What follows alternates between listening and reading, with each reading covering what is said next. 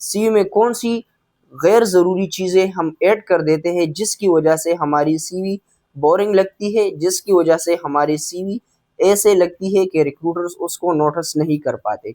हम noticeable personal sales statements किस तरह से बनाएं? Bismillahirrahmanirrahim. Assalamu alaikum. My name is Sayyid Wajahat Ali and I'm a student of political science. CV is a personal sales statement. आपने जब कभी भी किसी नए प्रोडक्ट का वाउचर देखा होगा जिसे आप खोलते हैं और उसे आप देखते हैं कि उसमें क्या है। रिक्रूटर्स के पास ये जाएगा और वो उसको जब आपकी सीवी स्टैंड आउट करेगी तो वो आपको अप्रोच करेंगे और you can get the job.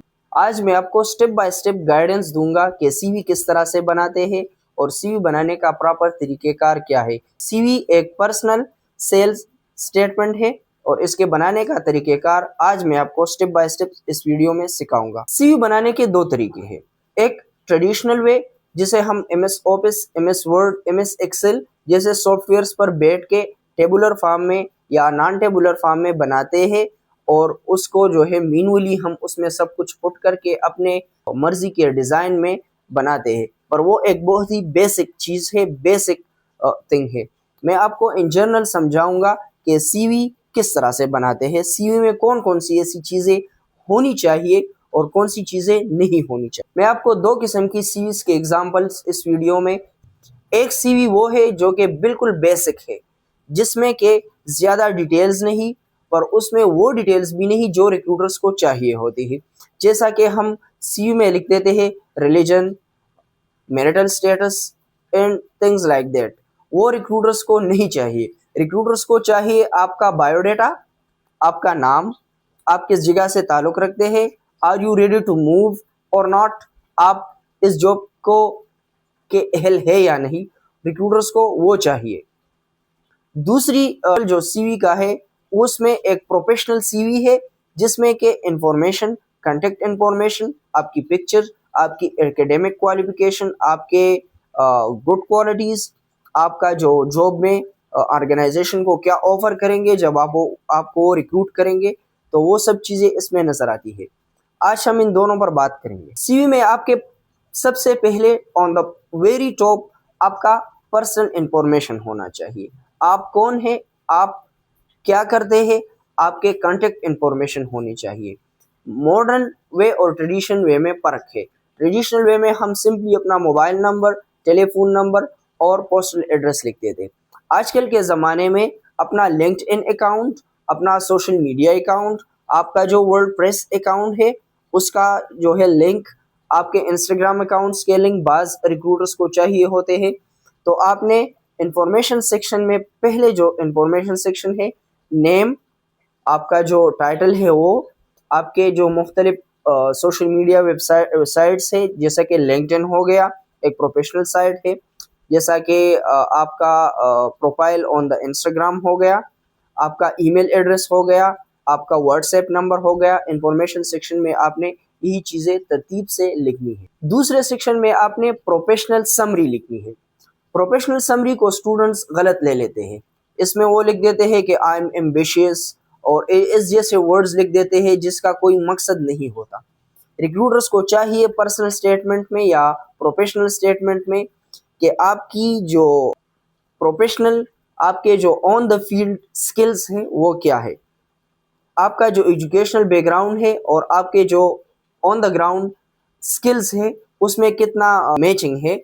मतलब पर्सनल स्टेटमेंट में आप अपना वो स्किल्स लिखेंगे जो कि आप ऑफर कर रहे हैं। It's a personal sales statement, it's more like a personal sales statement. Recruiter सबसे पहले इस हाईलाइट को देखकर जज करेगा कि आगे सीवी पढ़ने के लायक है या नहीं। उसके बाद थर्ड सेक्शन में आपने लिखना है एजुकेशन। अब एजुकेशन क्रोनोलॉजिकल ऑर्डर में लिखा जाता है। There are two type of chronological order. एक है आपकी लेटेस्ट डिग्री से शुरू होता है, एक आपके सबसे जो पहली डिग्री है जैसे कि मैट्रिक हो गया, इंटरमीडिएट हो गया, बैचलर्स हो गया, मास्टर हो गया, पीएचडी हो गई और उसके बाद ट्रेनिंग कोर्सेज हो गए। बेस्ट वे ये है कि आप इससे शुरू करें कि आप सबसे पहले जो लेटेस्ट एजुकेशन है, जैसे कि किसी शख्स ने एमफिल किया है तो सबसे पहले एमफिल, उसके बाद बीएस, उसके बाद एंटर, उसके बाद मैट्रिक। तो फोर्थ सेक्शन में आपने लिखनी है वर्क एक्सपीरियंस, आपने जो प्रोजेक्ट किए हैं वो लिखने हैं।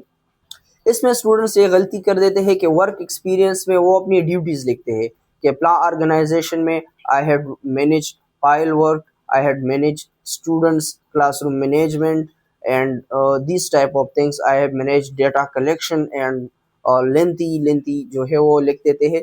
आपने इसमें सिंपल अपने एक्सपीरियंसेस लिखने हैं कि I work as a visiting lecture in Plana institute, I worked as a record keeping clerk in Plana Institute.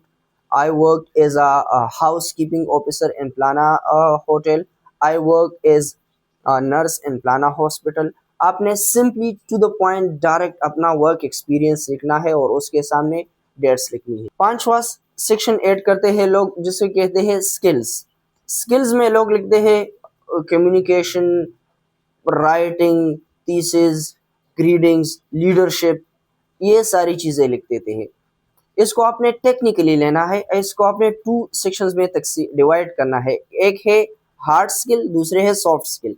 ये हो गया ट्रेडिशनल वे में सीवी बनाने का तरीका। Basic tips for CV making. Basic tips क्या है? आपने ब्रीफ लिखनी है, to the point, concise, extra information नहीं पुट करनी। सबसे इम्पोर्टेंट, आपने जॉब डिस्क्रिप्शन को देखकर सीवी बनानी है। जैसा कि एक ऑर्गेनाइजेशन में एडमिनिस्ट्रेटर की जॉब है तो उसमें आपने अपनी सारी सीवी इंफॉर्मेशन से लेकर पर्सनल स्टेटमेंट से लेकर जॉब एक्सपीरियंस, स्किल्स से लेकर सब कुछ जो है वो आपने एडमिनिस्ट्रेटर के पोस्ट के लिए अपने आप को अहल करार पाना है और उसको देखते हुए अपने सीवी बनानी है। एक सिक्योरिटी एजेंसी है तो आपने उसमें अपनी विजिलेंस स्किल और उस तरह के चीज़ों को लेके बनानी है। टीचिंग पोजीशन है तो उसमें आपने उसके लिहाज से अपनी सीवी बनानी है। जॉब डिस्क्रिप्शन को देखकर उसके मुताबिक अपनी सीवी डिज़ाइन करनी है उन उसूलों पर जो मैंने इस वीडियो में पीछे बताए। दूसरा, इसको कंसाइज रखना है, एक्स्ट्रा इंफॉर्मेशन नहीं डालनी, टू द पॉइंट और ब्रीफ रहना है। फिर उसके बाद क्रोनोलॉजी या ऑर्डर को फॉलो करना है।